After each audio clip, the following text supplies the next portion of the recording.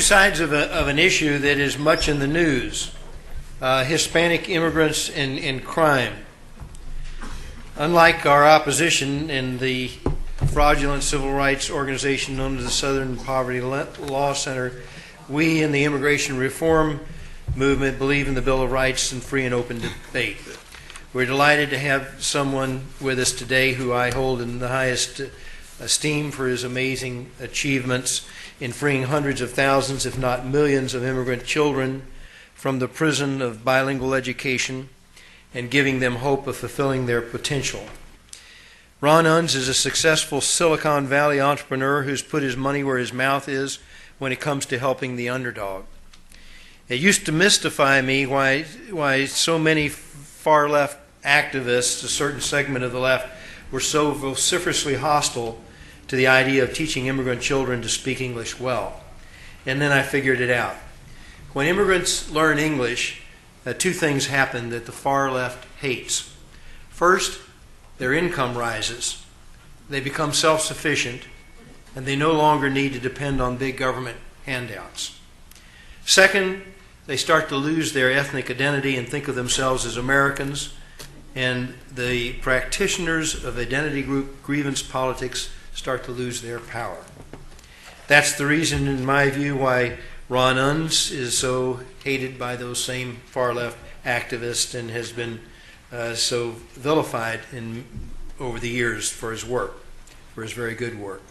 Today he publishes my favorite magazine, The American Conservative, while he's working on a new software project. There were copies out there on the table that had the issue in which he wrote his article, Hispanic. And so I encourage you to pick one up if you didn't get it through the online. So please welcome Ron Unz. One thing I should say is that the whole issue of immigration in the United States is obviously bound up with a lot of different sub-issues.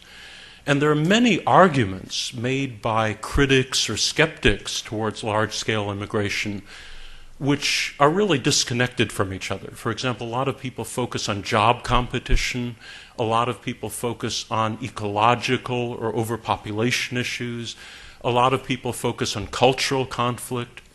Those are some of the issues that, just come up with different people's minds. One issue that people don't focus on as well is the notion that immigrants, especially Hispanic immigrants, have high crime rates. And as they come to the United States, as states or cities become more heavily Hispanic, the result is that there would be a rise in crime rates, which makes very many people very concerned. And that's certainly just one of the issues. Now, that's the only issue I'm focusing on right here. I tend to be more from the pro-immigration side.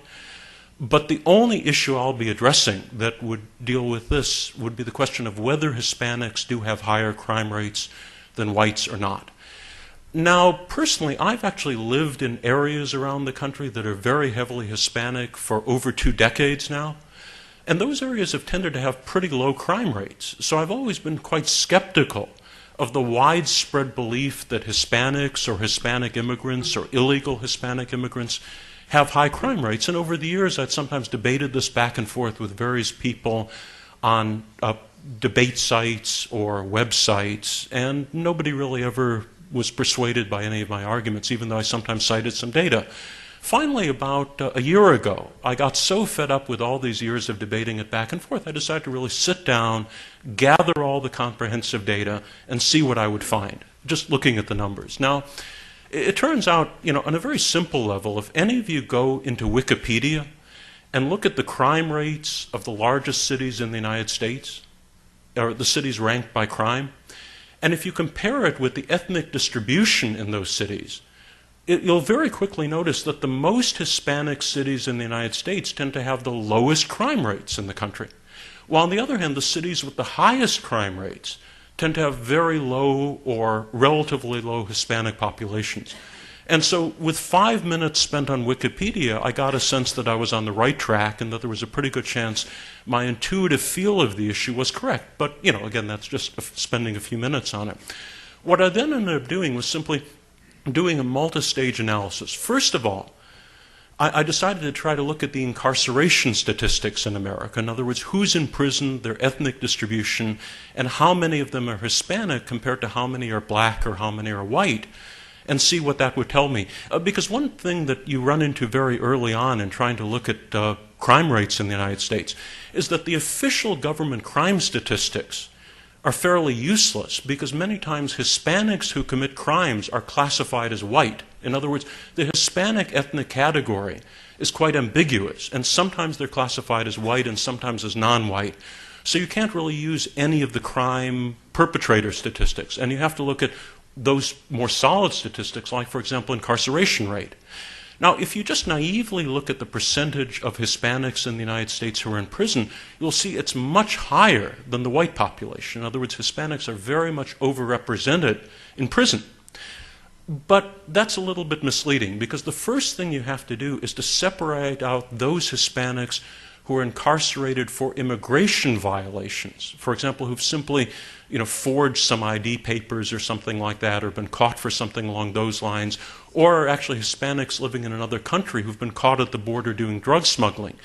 And separate that out from the statistics having to do with people who commit street regular crimes like burglary, murder, robbery, rape, all of those day-to-day crimes, which are almost always prosecuted in state prisons. So in other words, you really have to look at the state prisons and the local jails to see what the relative crime rate, incarceration rates are.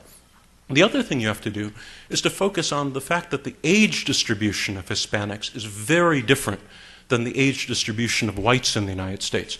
Hispanics average about 27 years old, which is right in the high crime peak, while whites are generally over 40 on average, which means basically they're at an age where they're much less likely to commit crimes, and you have to adjust for those statistics.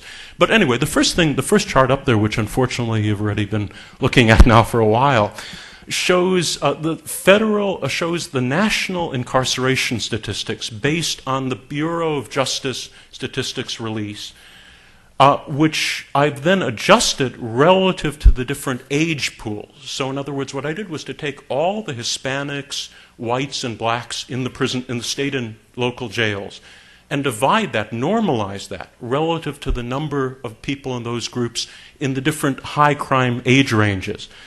And the peak crime years are basically 18 to 29, but virtually all crime is committed by people aged 15 to 44. So in other words, since there's some ambiguity as to which age normalization you could use, I did it for all three age ranges. And as you can see, you get really some fairly dramatic statistics. In other words, there's been a lot of public data by the Sentencing Project and other organizations arguing that black incarceration rates are enormously high relative to the white population.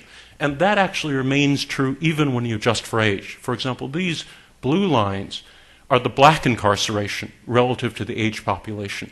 The red line is the white, and the yellowish line is Hispanic. So as you can see, the Hispanic incarceration rate is higher than the white rate, but it's not really that much higher. It's basically 20% or 30% or even 40% higher, depending on what age you're using, but that's still much less than in the case of blacks. Now, if you go to the next chart. Oh, perfect. Okay, great. It turns out, if you look at different states, one thing you run into very early on is that the Hispanic population in the United States is not monolithic. In other words, it's very stupid to say that Puerto Ricans, Cubans, Mexicans, and all these other groups are actually exactly identical in their behavior, cultural traits. And so it turns out, for example, the Hispanics in Florida, in fact, why don't we quickly go to the next chart for a second? Or actually, stay at this chart, rather, sorry. It would be easier if I could control it by the mouse. It turns out the Caribbean Hispanics, who tend to be Puerto Ricans or Dominicans, are concentrated in the Northeast.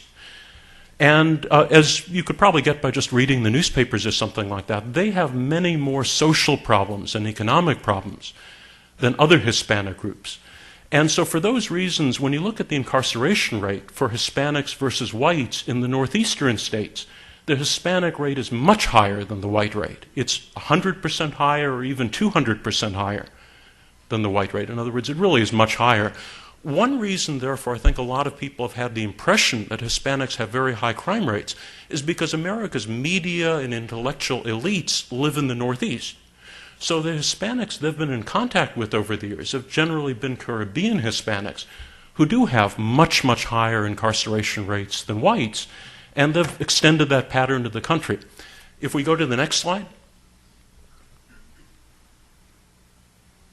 On the other hand, if you look at incarceration on an age-adjusted basis outside the Northeast, where the majority of Hispanics live, who generally are from Mesoamerica, they're generally Mexicans or Central Americans, the incarceration rates are very much similar to the white rate. In fact, in a number of states, the white incarceration rate is actually much higher than the Hispanic incarceration rate.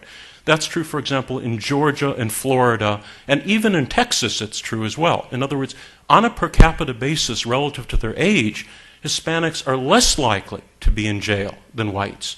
And in California, they're more likely to be in jail, but not that much more. The figures are very close. And if we go to the next chart, if you then look at things on an aggregate basis, on an age-adjusted basis, the Hispanic incarceration rate is higher than the white rate, but not that much higher. But it's incredibly much higher in the Northeast. If you extract the Northeast and look at the rest of the country, it's virtually identical. Now, the thing to bear in mind is these are rough statistics. In other words, we're talking about normalizing with regard to age. We're talking about certainly some problems in the government statistics. Maybe some Hispanics are improperly classified, maybe they're not.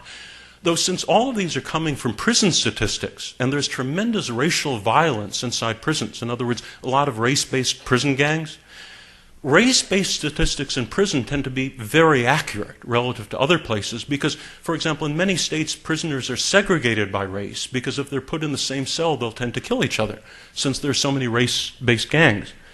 And so overall in the country, I can actually show some more slides, but the first thing to realize is that relative to the bulk of the country, if we're talking about Hispanics from Mesoamerica, Mexico, and Central America, their incarceration rates relative to their share of the population, which is in the prime crime years, is roughly the same as whites. And if we go to the next slide, the next section, what people don't sometimes realize is that there's massive dispersion in the white incarceration rate. So, for example, relative to their age, whites who live in states like Georgia and Texas are 200% or even 300% more likely to be in prison than whites who live in states like Illinois or New York or New Jersey or or Massachusetts. So, in other words, this chart shows the white incarceration state for different states, and as you can see, it's very high for some of these states like Arizona, Texas, and Florida, and it's very low for whites who live in the Northeast or the Midwest.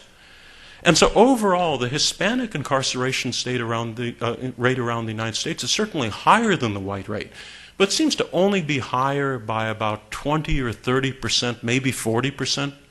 While, on the other hand, the white incarceration rate for Texas is 300% higher than the white incarceration state for Illinois or New Jersey.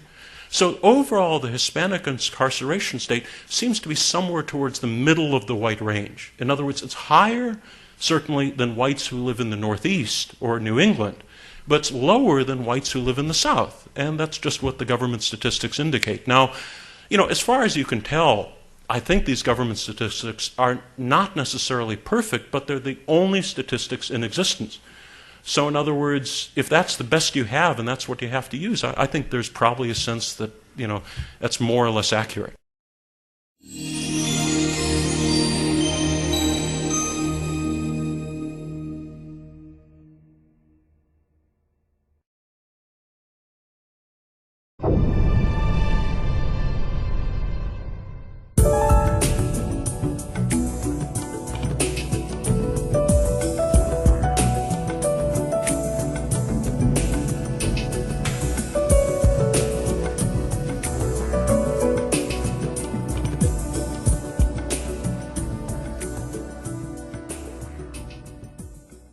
That's more or less accurate. Now, if we go to the next chart, another thing I tried to do to figure out whether these numbers were sensible or not is to look at the cities around the United States. Because, the whole thing about it is crime rates, the prison statistics give you only one aspect of the picture. Another thing to keep in mind is that if you look at cities, you can then compare the ethnic distribution of the population in those cities with the crime rates. And obviously some crimes you can say get reported more likely than other crimes, but murder is a crime that almost always gets reported. It's the most solid crime rate we have. And if you simply look at the most Hispanic cities in the United States, you see crime rates that are really relatively low. In other words, the overall crime rates of the most Hispanic large cities in the United States are well below the national average. And in fact, the two most heavily Hispanic cities in the United States, which are Santa Ana, California, and El Paso, Texas, they're each about 80% Hispanic. They actually have two of the lowest crime rates, whether you're talking about murder or robbery or assault, of any major cities in the United States. Now, there are obviously lots of different complicating factors when you're analyzing that sort of thing. But if the most heavily Hispanic cities in the United States have the lowest crime rates, it's very difficult to square that with the notion that Hispanics have a very high crime rate relative to whites. And in fact, the white cities that are 80% white, do have low crime rates, but they're actually higher crime rates. An 80% white city has a higher crime rate on average than the 80% Hispanic cities. Another thing to bear in mind when you're looking at the overall Hispanic incarceration statistics, which, as I said, are about 20% or 30% higher than the white statistics, is that Hispanics are 3 times as likely to be living in cities, to be urban dwellers as whites. In other words, America's urban centers these days are very heavily non-white compared to the general population. So cities tend to also have much higher crime rates in general, simply because they're much more densely populated and that type of thing. They've always been much higher crime areas. So if Hispanics have 3 times as likely to be living in cities, but only have a slightly higher incarceration rate, that would tend to support the picture that you get from something like this. If we go on to the next slide. And these are the most Hispanic cities. Again, they're traced out. And the article has all this in much more detail. And if we go to the next one. Perfect. What I ended up doing, when you're looking at, for example, the 80 or 90 largest cities in the United States, it's very easy to set up a cross-correlation where you're basically checking statistically the impact of the ethnic distribution in the city as compared to its crime rate. And I simply gathered all the public data. It's up on the web, and in fact, it's certainly easily available. And if you look at the cross-correlation rates, you can see that across the last 4 or 5 years, across all the different crime categories, whether you're looking at the cities above 250,000 in size, or you're just looking at the ones above 500,000 in size, the cross-correlation impact of the Hispanic population of the city as opposed to the white plus Asian population — Asians are small, so I'm just lumping them in with whites — is almost indistinguishable. In other words, these are the cross-correlations for homicide rates. And you see they're fairly close together. If we go to the next chart, the next item. Those are violent crime rates, again, very close. Robbery rates. Next chart. Very close together. And in fact, in many cases, the impact of the Hispanic population in a city is less associated with crime than the impact of the white population. So in other words, anybody looking at these charts would say the numbers are very close together. Now, before I wrap up, since my time is almost gone, or how much? Well, you are over time. Oh, okay. Let me add one more thing. If you can open up the Excel spreadsheet for a second. And I'll obviously be glad to answer questions in more detail. And all of this material is covered in quite detail in the article I wrote.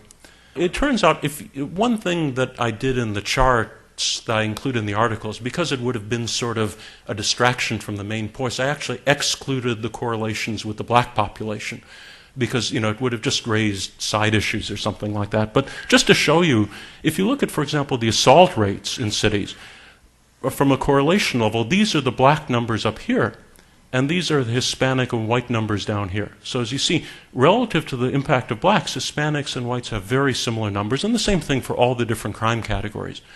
So in other words, it really is true that Hispanics, based on all the available evidence, don't really commit much crime.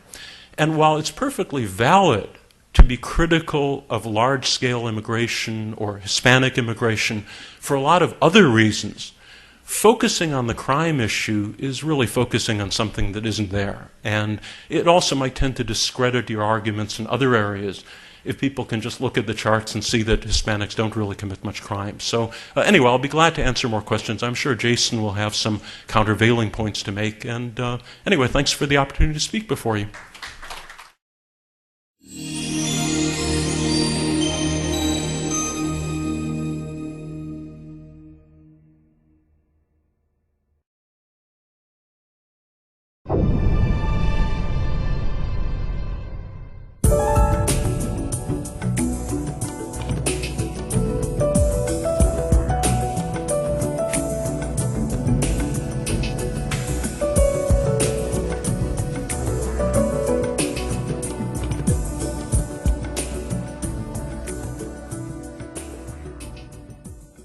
Okay, we're just going to have a time for a few questions because of the fact that we run over time, and that's something I'm not interested in doing very much. And do the mics work up here so that, Fred, so that they can speak from the microphones? They do. Okay, let's not have statements. Let's have real questions. Sir, you can go ahead. You didn't discuss either one of you discussed the illegal versus legal one. Is that a factor? Well, the whole thing is there seems to be an awful lot of evidence that immigrants, Hispanic immigrants, commit less crime than native-born Hispanics. I'm not sure if anybody has really looked that much of the legal immigrant versus illegal immigrant category. Since both crime rates are relatively low, it's probably not that much of an issue, but again, I'm not aware of any data one way or the other. I haven't seen any data that can reliably separate the two. But I would guess actually that illegals, aside from their illegal border crossing, probably commit crimes at lower rates than legal Hispanic immigrants. Peter? I lead a group called 9/11 Families for Secure America. All of our members are victims of crimes committed by legal and illegal aliens. My son was killed in the World Trade Center. Now, whatever the crime rate may be among illegal aliens, I'm speaking here of the illegal aliens, the fact is that if an illegal alien can't get into the country, he can't commit a crime. Now, the 9/11 report stated the obvious conclusion that if a terrorist can't get into the country, he can't commit a terrorist act here. That being the case, is it not irrelevant whether the crime rate among illegal aliens is half, a quarter, or 2 times? The fact is that every crime committed by an illegal alien is a crime that was preventable if we had enforced our border laws. In other words, if we had bothered to properly enforce our visa laws and regulated the entrance of people into this country and not granted visas so negligently, my son would be alive today. Now, you gentlemen talk about statistics, okay? But this ain't statistics. This is real life people, okay? And I'm totally uninterested, really, whether Hispanic rate versus the white rate, because I want a colorblind immigration system. On the other hand, you have talked about the black crime rate, but what you don't talk about is the displacement of blacks from jobs by Hispanics, inflating the black crime rate. I'm not an expert on this, but I do know that unions, which have so readily accepted and in effect in some cases become unions of illegal aliens, the union representation by blacks has declined precipitously. So that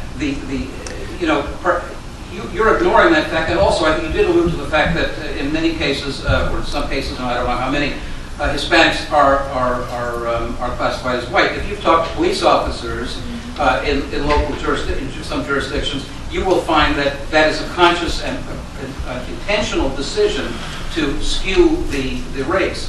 So there are 2 parts to this question. And first of all, in the case of my members, our loved ones wouldn't be dead if we enforced our immigration policy. Now, I realize you weren't talking about illegal versus legal. But what is your reaction to that? What's your feeling about illegal immigration and enforcing our immigration laws and strictly enforcing the regulations on issues of visas? Well, to be honest, I just don't, again, I'm not somebody who normally is a member of this organization. I'm not especially personally concerned about illegal immigration, which is separate from the technical questions of this crime rate. But again, just on a very simple level, I grew up in Los Angeles. back when I was younger in Los Angeles, the city was 10% Hispanic. Now it's 50% Hispanic. An awful lot of that additional input flow has come from an illegal background, while crime rates are much lower in Los Angeles now than they used to be. So in other words, to the extent that people move into an area who have lower crime rates, that tends to lower the crime rates in the area, even if those people still commit some crime. Okay, then let me just reiterate. Let's please state a question and remember what the subject of the debate was here, all right? Yes, sir, the one with the magazine. Yeah. Yeah, I've got a report from Maricopa County Attorney's Office. You see, 2013. right. Right. What you're reiterating is exactly the media image that probably most people in this room and most people in the public in general have of Los Angeles. In other words, riots, the Rodney King race riots, gangs, terror, that sort of thing. The problem, excuse me. Please, let's Excuse be me. quiet. The problem is the statistics don't show that. In other words, the point is if you actually look at either the crime statistics, robbery, rape, or murder, I mean, most murders get reported. They really are not high these days. To give you an example, and I mentioned that in my article, the whitest large city in America is Portland, Oregon. It's, I believe, about 80% white. It has roughly the same per capita crime rates as Los Angeles does. Even Los Angeles, though Los Angeles is 20% white and 50% Hispanic. The whole issue of gangs, I think, is a somewhat amorphous issue because, again, if Los Angeles is the gang capital of America, which everybody says it is, if it has 80,000 hardcore gang members, as the government claims it does, yet if the actual crime rates today in Los Angeles are about the same as what they were in 1960 when Los Angeles was the suburban utopia, the whitest large city in America, you have to ask yourself, what is the definition of a gang? A factor that comes into play there is that government officials get lots of federal money for finding gang problems. I'll give you an example. In the last 5 years, every year the crime rate has dropped in Los Angeles, and every year the local government officials, Anglo and Hispanic alike, have held press conferences in January touting the fact that crime has dropped to another new record low, what a great job they're doing, they should all get reelected and that sort of thing. Then every year for 5 years in a row, around March or April, they've had other press conferences talking about the horrific gang problem in Los Angeles, the terrible gang violence, and that therefore the federal government should give them even more money to deal with the gang problem. In other words, if the government pays cities to find gang problems, a lot of cities will find the gang problems. The statistics are just what they are. In other words, the crime rate in Los Angeles is relatively low relative to large cities. It's as low as the whitest city in America, Portland, Oregon. Now, does anybody think Portland, Oregon is the most dangerous, violent city in America? No. If you look at the statistics, the crime rates in Los Angeles are roughly the same, even though Los Angeles is much larger and has other problems and is also a poorer city. I mean, those are the statistics. That's what you do when you look at the numbers. And you shouldn't believe everything you see on TV, which I think everybody here will agree with me on. Chad, you can ask a question. I have no idea. Again, the whole thing is, the northeastern states are all very high. In other words, basically, it's clear that the Caribbean Hispanics, Puerto Ricans and Dominicans, have many more social problems than other Hispanic groups around the country. And the whole thing is, they have much higher crime rates. Now, why Pennsylvania is higher than New Jersey or New York, they're all very high.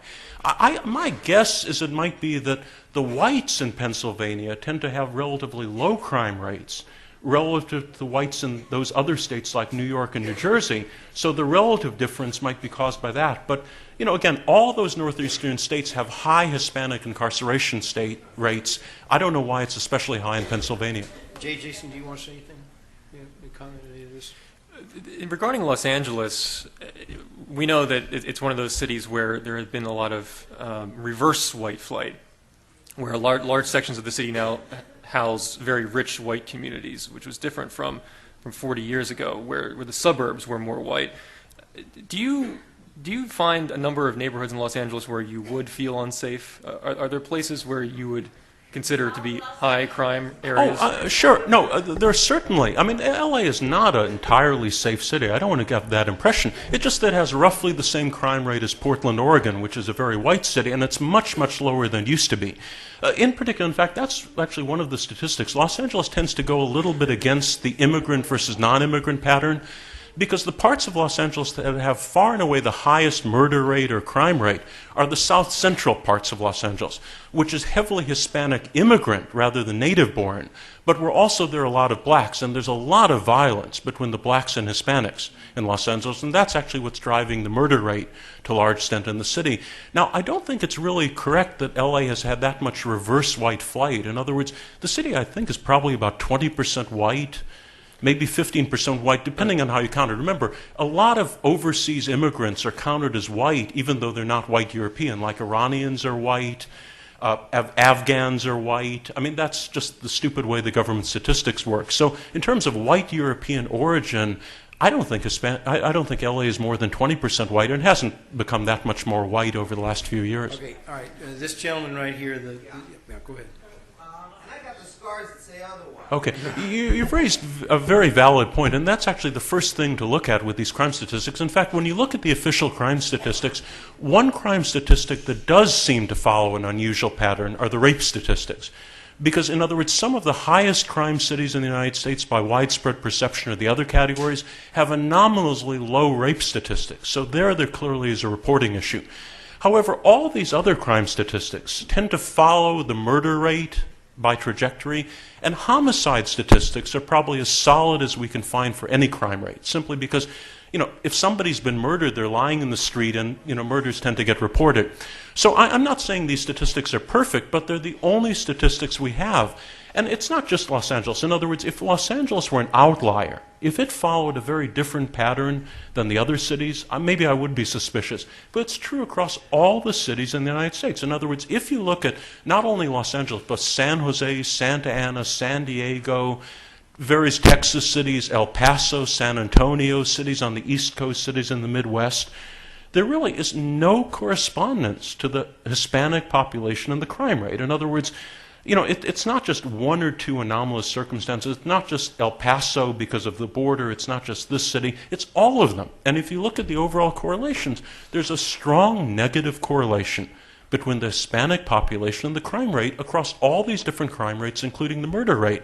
Now, maybe all of the government data is unreliable, but it's the only data we have, so what else can you use? I'm very sorry. We're going to have to bring this to a close, and I know a lot of people still have their hands up, and I'm very sorry we couldn't get to you. But I just want to say thank you very, very much, Ron Unz, for coming into the Lion's Den and making it. We really appreciate it. And Jason, thank you too.